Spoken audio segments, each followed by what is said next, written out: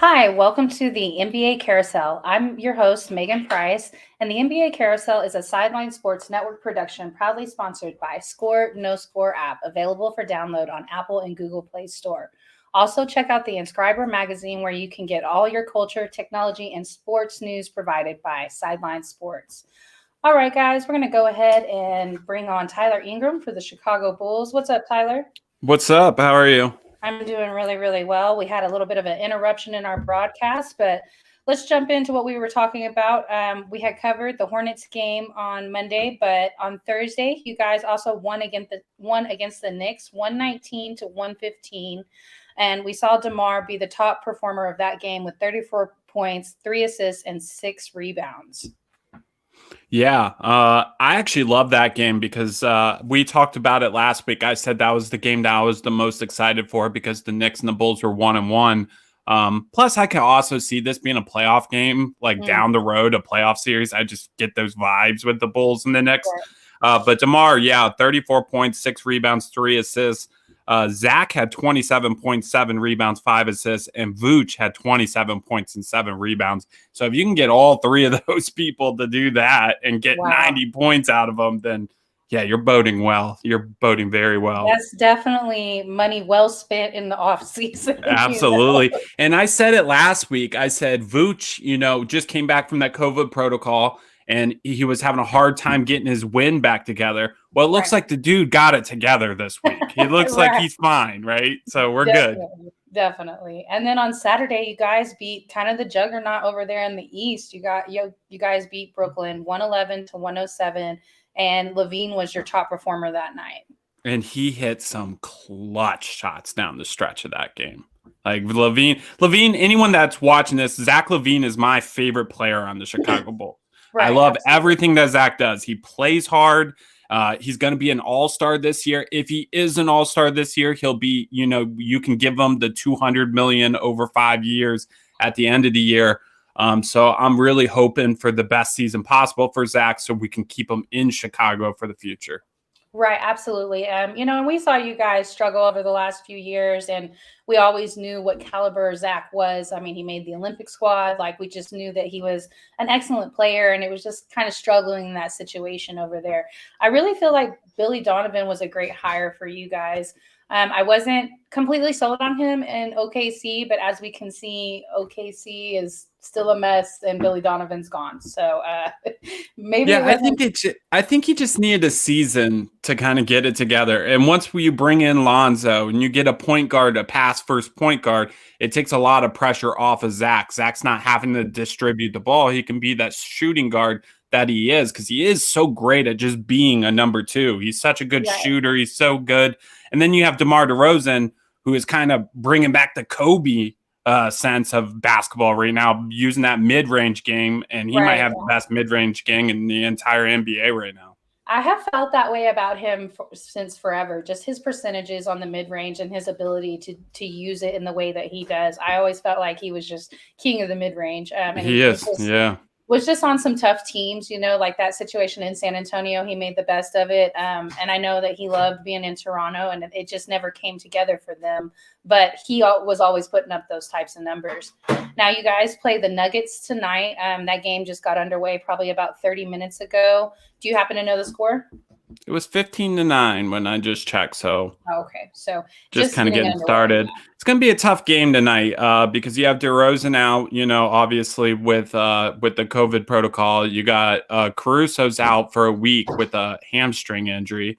Which another stat to say about Caruso real quick is he's number 1 in steals per game with 2.3, and this is what is important about him doing it. He's playing less than 30 minutes than every other person on that top 10 list. Oh, wow. So him leading in steals in the NBA, playing 26, 27 minutes a game is crazy. That's why we call him the Cookie Monster. Absolutely love that stat for him too. And he's a Texas boy, so I'm definitely going to root for him. Then on Wednesday, you play the Cavs, and and you play them in Cleveland. And they're having such an interesting year. Like, we all knew you guys were going to be good. I mean, if you paid attention to the NBA, we knew exactly who you guys were going to be going into the season. Nobody predicted this with Cleveland. Absolutely not. They came out of nowhere. They're playing, I watched them the other night, and I've been really hard on Cleveland. I keep saying they're going to fall off this playoff wagon, and I don't know if I'm super sold on them going on a deep run in the playoffs. But saying they get into a playing game and possibly get into the playoffs, it's going to be because this team is chippy. This team plays hard. They have big boys down there. What Mobley's been doing. He's been a great rookie for them. Then you got, your boy Jared Allen, who's having a great season. He's balling. Garland staying healthy has been a big thing of his career. He's a good player. He just hasn't been able to stay healthy. And then, of course, you get Ricky Rubio resurgence. So, yeah, that's not a slouch game for the Bulls, and especially without DeRozan, it does give the Cavs ample opportunity there. And then you guys finish out your week in Miami playing against the Heat. Now, I know we didn't see Butler. And I'll be at that game, everybody. Oh, how exciting. I'll be at the game Saturday, so I really need the Bulls to pull through then, even without DeRozan or not. So look, I put a star by that. Let me keep us updated on that game for sure. Like I said, I know we didn't see Butler earlier. I don't know if that was injury or if it was just an off game. But I hope to see you guys play them at full force, because when we talk playoff preview, this is something I see right here. Yeah. Like I could see you guys maybe playing them in the second round, because both of you look like y'all are going to make it to the second and possibly make it to an Eastern Conference berth. Yeah, Eastern Conference Finals berth. Well, good luck on your games this week, and thoughts out for Demar that he's able to come back in a timely manner and he feels better. Let everybody know where they can find you and where they can follow you, and we will see you back next week. Absolutely, and I appreciate it. You guys could catch me on the Carousel here on Monday nights. You guys could catch me on the Sip Off on Thursday nights and the NFL Carousel on Thursday nights, and then you guys could catch me on the Gauntlet, hosted by James Tatum, Detroit Dom, and Mr. J Nelson, Mr. Rocket himself on Saturdays. Thank you so much, Tyler. We'll see you next week. All right, guys. Speaking of Jay Nelson, we have him next covering the Houston Rockets. Hey, Jay. Hey, ready to come in with the big man celebration. It's party time. Maybe not for long, but I'm gonna enjoy it right now, though.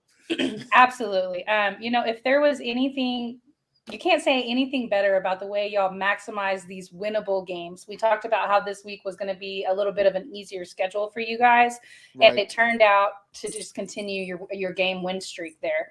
You guys won against OKC 102-89 on Monday, and then you doubled back, beat them again on Wednesday 114-110.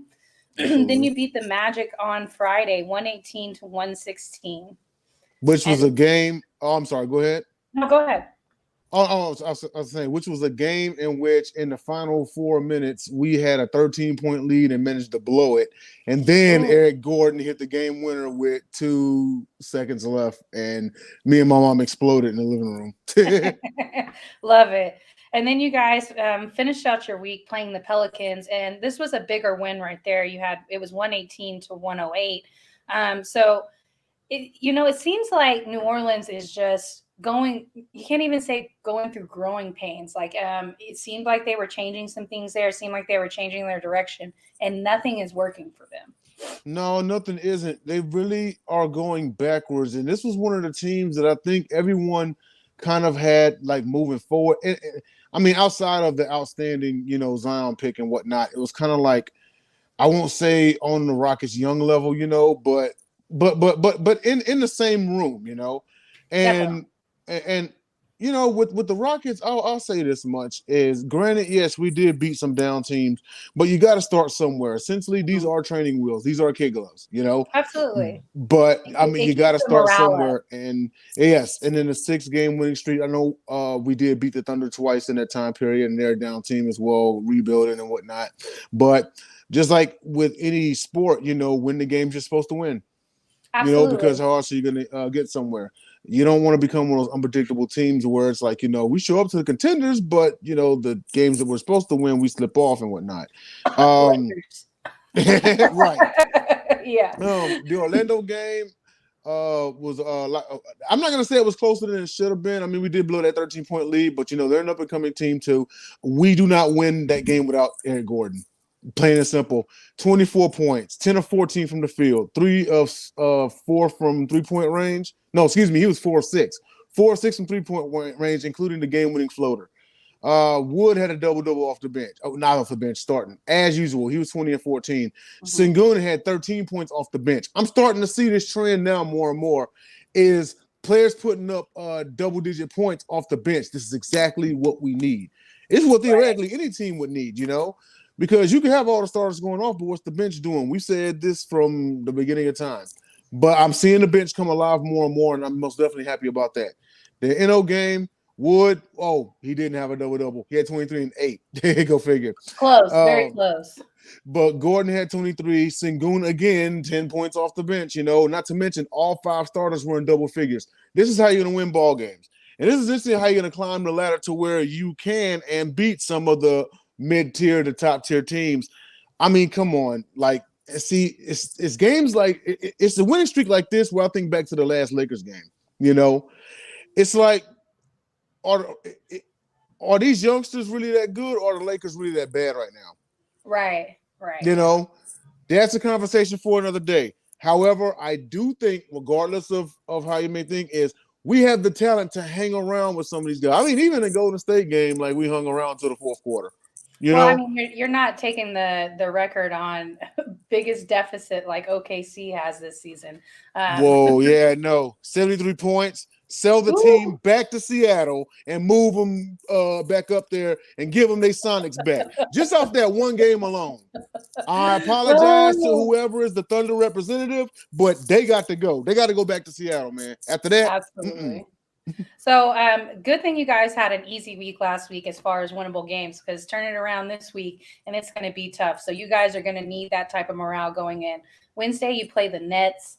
Friday, you play the Bucks. Saturday, you play the Grizzlies in Memphis, and then you finish out your week Monday in Atlanta playing the Hawks. Yeah, definitely tough road coming up. Even looking at the Nets game, and I'm not a fan of moral victories. I will say a loss is a loss, period. Right.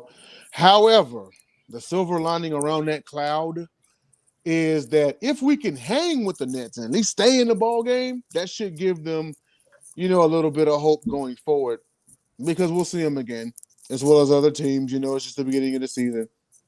However, the Rockets should be very proud of themselves as of late because, people, they started with the rumor mill, should Stephen Silas be on a hot seat? The premature talk. I'm just looking for something to report on today.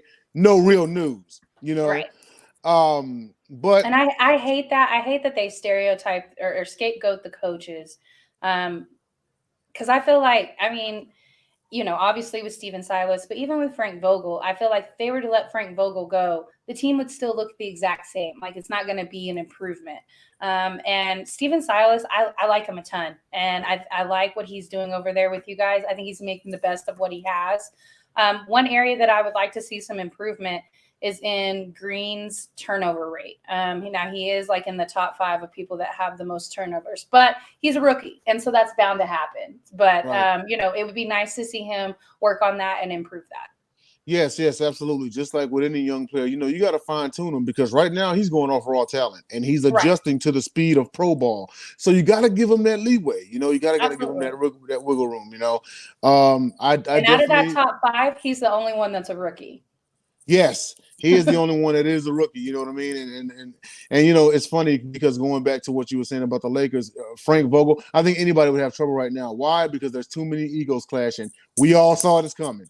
Yeah, no, we all saw this coming. So yeah. But as far as the Rockets go, they have a lot of room to grow, and I think they're gonna have fun doing it. I'm not gonna make no end of year predictions just yet. I'm gonna just take it one week at a time like we've been doing. So yeah, shout out to my boys. They picked it up just when we thought we never win another game this year and reeled off 6 in a row. As of the Warriors beating the Suns the other night, the Rockets have the longest current winning streak in the NBA. Hey, that's lit. Hey, you gotta take the dubs where you can get them. Congratulations on your wins this past week, and good luck on your games coming up. Let everybody know where they can find you and where they can follow you, and we will see you back next week. All right. You can find me here on the NBA Carousel, your Houston Rockets representative.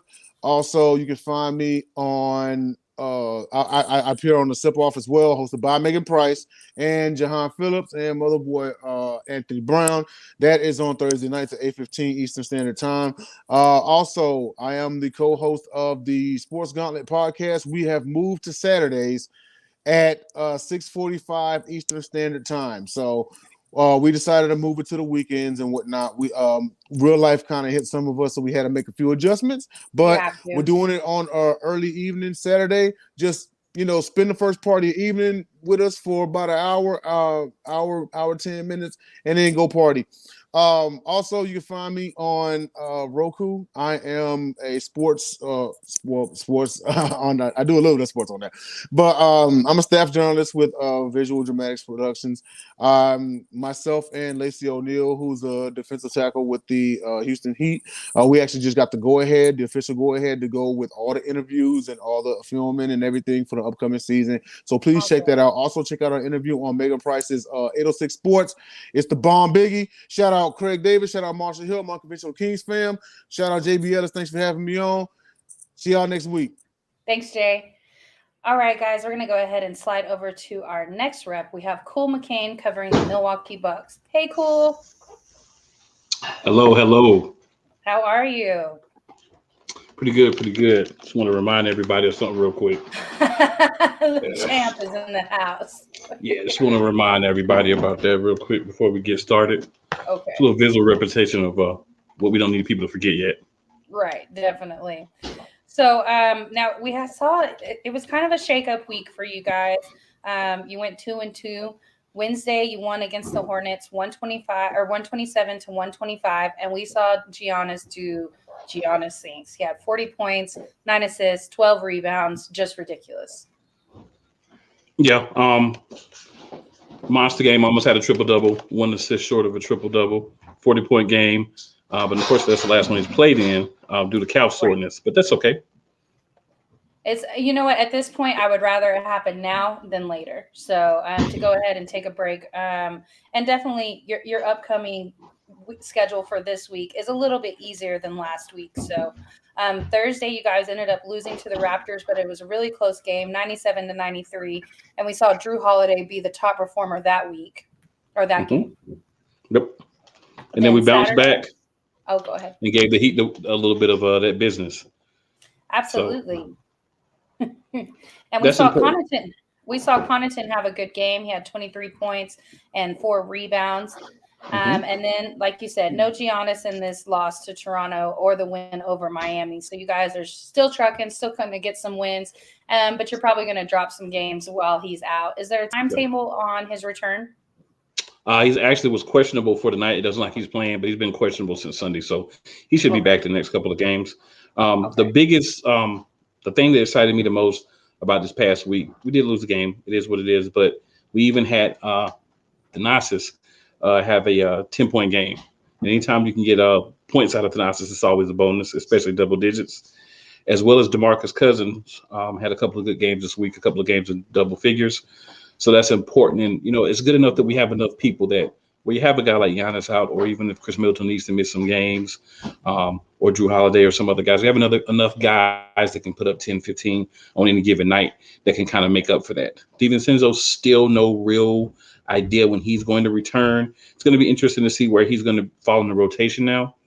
We have Wesley Matthews back as well, who's actually been somewhat of a spark plug. We got the arrows back. So, every time he hits a 3, comes down, shoots the arrow. So we got that back. So that's a little exciting.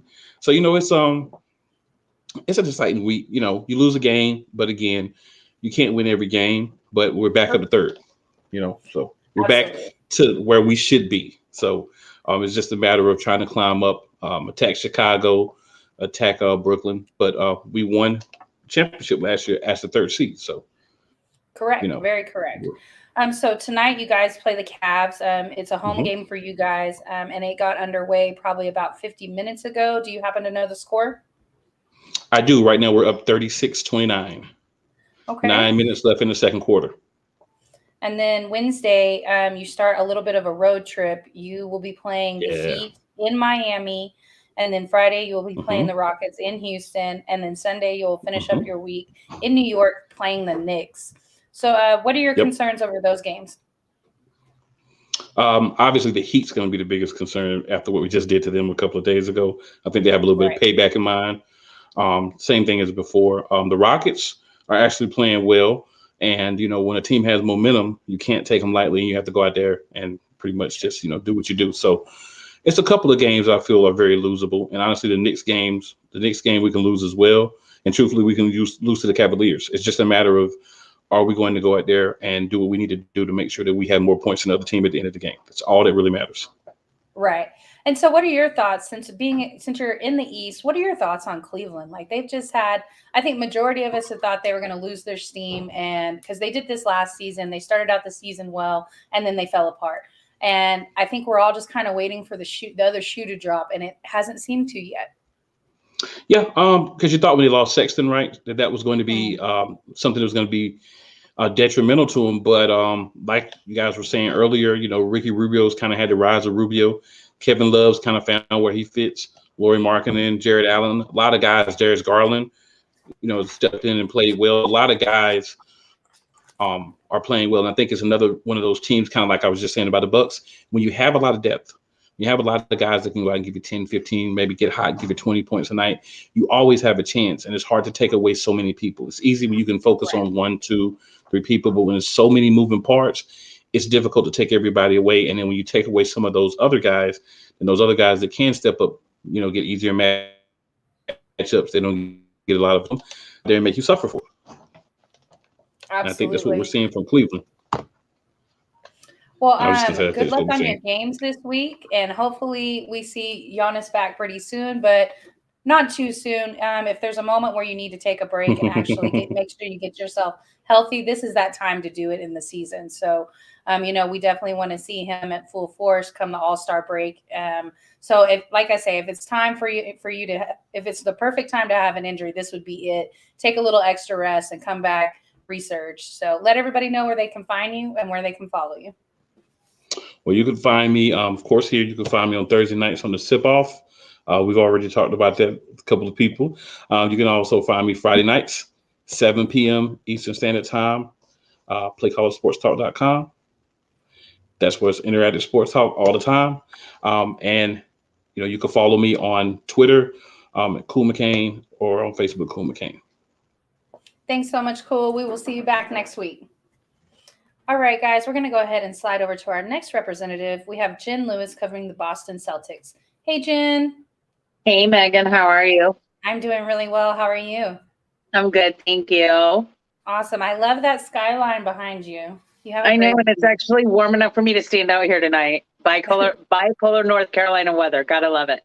Completely relate. It was 81 last week, and then today I don't think we got out of the 40s. So definitely bipolar weather. I know you feel my pain.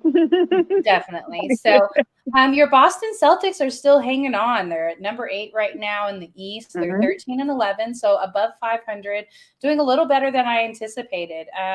Wednesday, you guys won against the Sixers. It was a really close game, 88-87. So that being a low-scoring game like that tells me that defense was on point for both teams. Exactly, I agree. Because usually the 76ers will kill us, especially inside the paint. But this Wednesday, between Al Horford and Robert Williams, they shut him down. Like, that was awesome to see. We had, the turnovers. There were like 16 lead changes. Oh, wow. And it was tied 15 times. So, I mean, there were just some amazing plays. At the end of the day, though, the main, Robert Williams and Al Horford are the more quiet and kind of behind the scenes heroes of that game. Mm-hmm. Because we also have Jason Tatum with 26 points and 16 rebounds. Right. Marcus Smart's busting out 8, assists and getting 2 steals. Like, Marcus was on his steals last week. I'm not going to lie. Like, every game he had a couple of them. So maybe him kind of calling out the other two was what they needed to figure out, like, hey, we got to do this as a team. Like, we have to work together. It's predictable when the same 2 people always have the ball. Exactly. So Friday, you guys ended up losing to the Jazz. A pretty close game, 137-130. But we saw Jason Tatum have an astronomical game, close to 40 points. He had 37 points. Yep, and 6 rebounds. And Al Harford in that game also had 9 assists. Marcus Smart doubled his steals that night with 4. Oh, wow.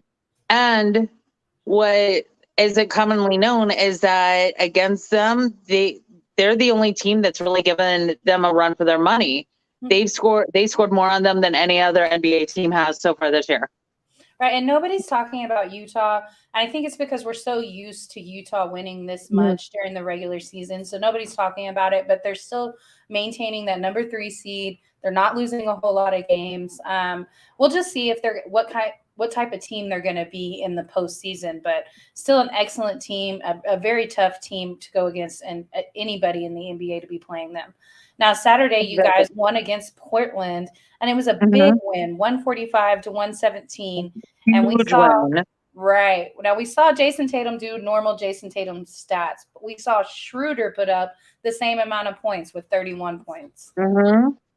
And they both had, and Jason killed it with his rebounds. He had 10 and 4 assists that game as well. Dennis had 4 rebounds and 8 assists. And Marcus Smart with 4 assists, 17 points. It was a much tighter game in so many ways because there's only 2 lead changes, only tied twice. But so in that respect, it wasn't tighter. The Celtics just had it. Right. Pretty much the entire game. Right. I mean, and I know that Dame was out, but a win's a win. A win is a win. Yeah, definitely. We beat Portland last week also, and no Dame. And you know what? I'm happy with it. Exactly. I don't care if Dame's there anyway because he's not being his best self this year. Absolutely. So you guys play the Lakers tomorrow in LA. Then Wednesday you play the Clippers also in LA, and then you play the Suns in Phoenix on Friday. So you have a bit of a road trip. With some tough teams. The Lakers, I feel like, is a completely winnable game for you guys. But they may come with a chip on their shoulder the way y'all beat them the last time you guys matched up. So it'll be an interesting game. Definitely will be the game of the night. And then when I was looking at y'all's schedule, what I thought was interesting, this week is all on the road. Next week is all home games, but you play Bucks, Golden State, Knicks, and Sixers. So a really tough schedule over the next 2 weeks. And I guess we'll see what you guys are made of. I know you can do it. I know you can do it in Boston and win games, but what are y'all going to do on the road? Exactly. The only one that really, I'm iffy. I'm not worried about the Lakers. I'm really not, because I feel like there's too much dissension within the Lakers right now. Right. I think if there wasn't the dissension, then they'd be a team to be concerned about. But they're more worried about off the court antics than on the court.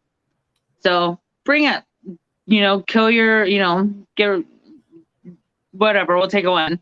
The Clippers are kind of quietly unassuming. Yeah, they're maintaining. They they have that injury. They're out. Their best player's out for the entire season, but they're still managing to. They have a lot of bench support. Reggie Jackson has kind of revitalized his career over there in LA. I mean, we saw him in OKC, and he kind of died off a little bit, but he looks great over there with the Clippers. Yeah, he does. Paul George is doing excellent. So definitely an interesting team. Now the Suns, I think that's still going to be a tough game. Even without Devin Booker, they're just so good right now. So, but I think that's where you have to look at, and you have to know, this is my attacking point right here. They don't have one of their top shooters there. So, you're definitely going to have to make them bring their bench depth in, and that's where you're going to have to try and shut them down. Exactly. I agree with you 100%. The Suns, Booker's been out for a week now, minimum. Mm-hmm. So, and they still maintained until they played Golden State, and Steph was having a heck of a game that night. Right. So, and I don't know if any team can really just double back and beat Golden State twice. So I kind of anticipated that loss. But you know what? Good luck on your games this week, and let everybody know where they can find you and where they can follow you. Thanks. I am on, obviously, the NBA Carousel with the hostess with the mostest, Megan Price. Thank you. And I believe I'll be on your show this week. This tip-off. I'm also on the NFL Carousel on occasion, Snowman in the Morning with Mr. Brian Snow. And I'm still working on a few other things, of course, on Facebook, Twitter, Reddit, all that good stuff. Awesome. Thanks, Jen. Good luck on your games this week. We'll see you next week. See you later. Bye. Right. All right, guys. We're going to go ahead and slide over to our next rep. We have Detroit Dom. Yo. Hey, Dom. How you doing? I'm doing really well. How are you? Well, overall, okay. I was doing better in the third quarter when the Pistons were up 16 and looking to break that 8-game losing streak. But now we got to back up to 7. Trying not to blow this lead against sorry-ass OKC. Yeah, we were talking about that earlier. Maybe OKC doesn't need a team. It seems to be the consensus. You guys are 15th in the East. You're 4-18. You lost Tuesday to Portland, 110-92, but we saw Cade have an excellent game. He had 26 points. And then you guys played the Suns. We saw that game. It was a little bit closer, 114-103. And we saw Jeremy Grant kind of go back to his form, what we're used to seeing, 34 points. He's so up and down.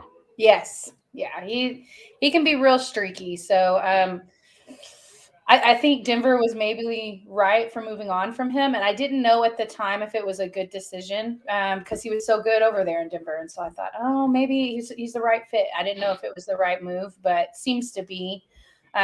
What is the score right now for the OKC game?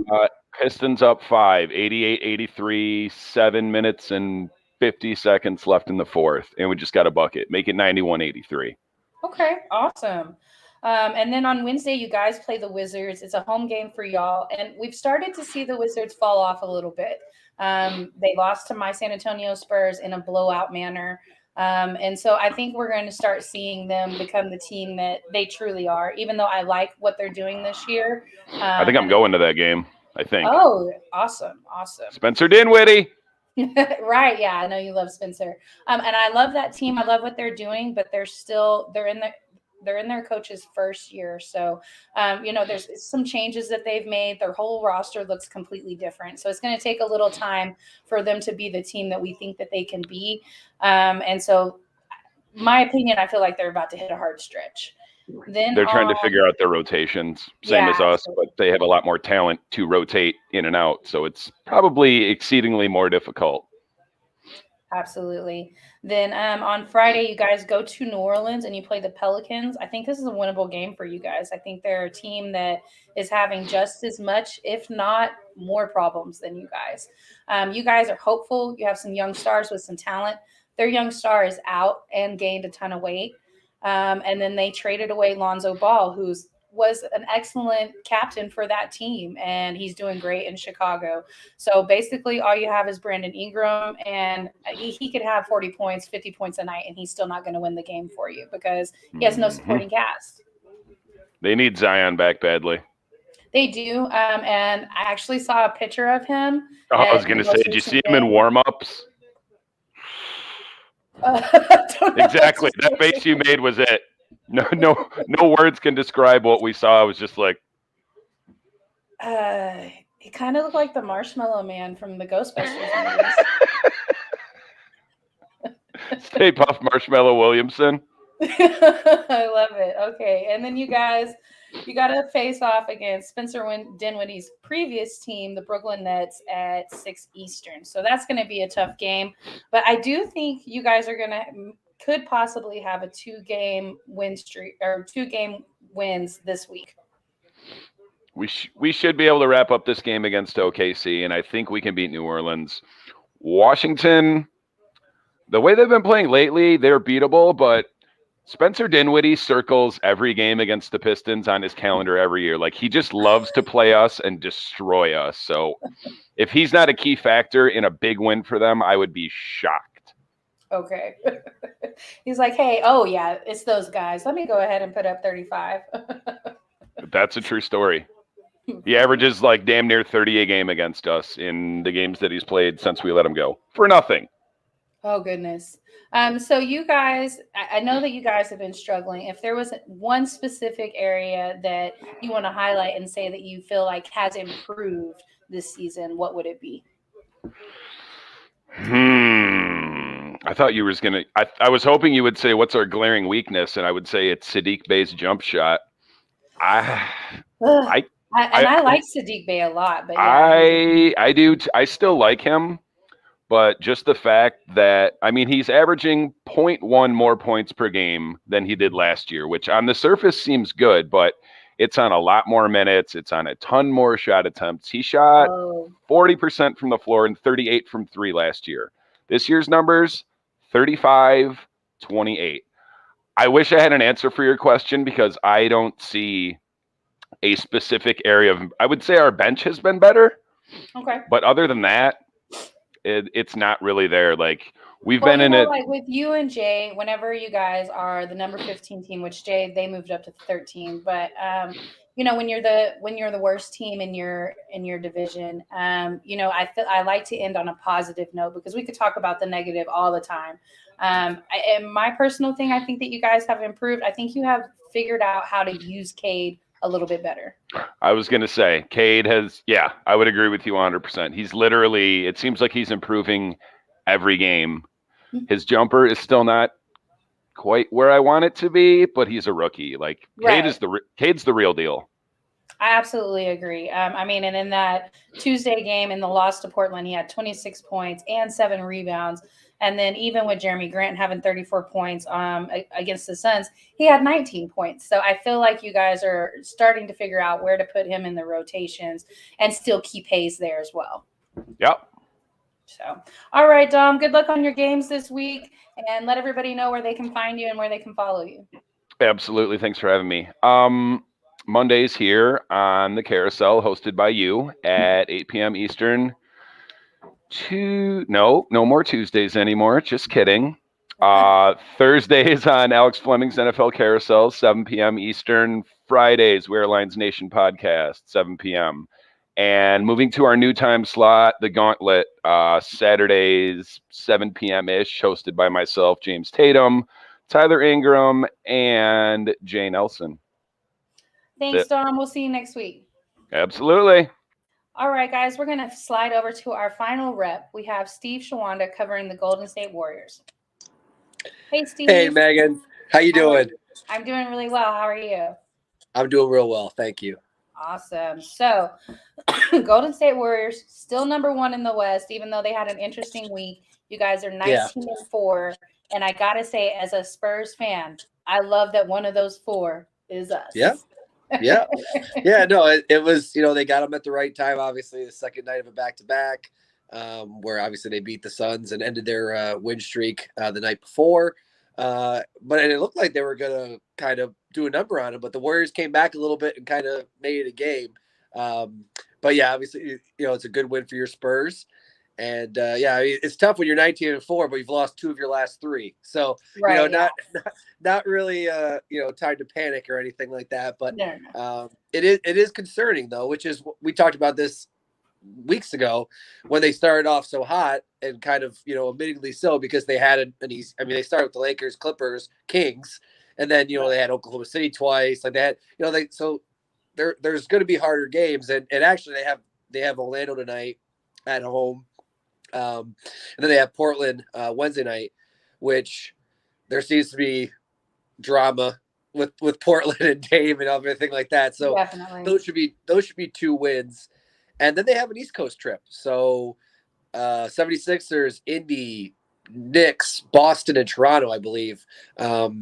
I can make sure. Yep, that's correct. To see if I remember that correctly. But yes, 76ers, Pacers, Knicks, Boston, and Toronto on a little East Coast trip there. So, if you can win 4 of those 5, I mean, you got to take that on an East Coast trip. But obviously, no one expected them to be, 74-8 or something like that. They're going to come back down to earth a little bit. I think that's a good thing. It kind of takes the pressure off, instead of being on a streak like what Phoenix was doing. Every single game became really stressful after that for them because it's like, are we going to continue the streak? Are we going to beat the franchise record?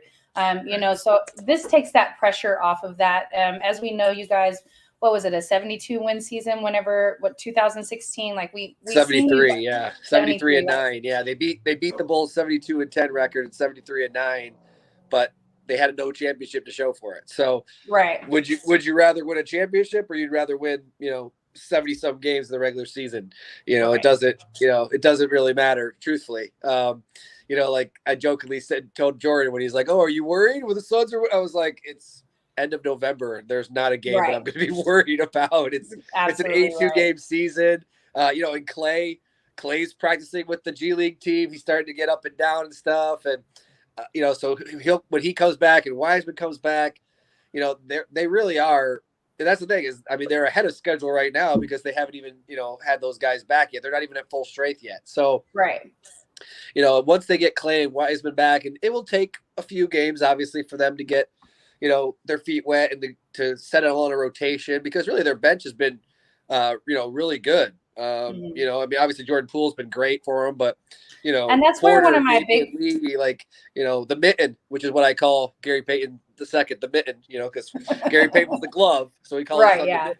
So, their bench has been great. And, once those guys get back, Clay and Wiseman get back, it'll take some time for them to get acclimated. They got to find a rotation. And, obviously Clay hasn't played in 2 years. So we're going to see what is he going to be. But even if he's 50% of what he was, they're going to be just fine. And so that's where one of my major questions is right there. Let's say, hope for the best. We see Clay come back to form, right? Mm-hmm. What happens with Jordan Poole? Where do you put him because he's so hot this season for you guys? Yes. So what do you do with him?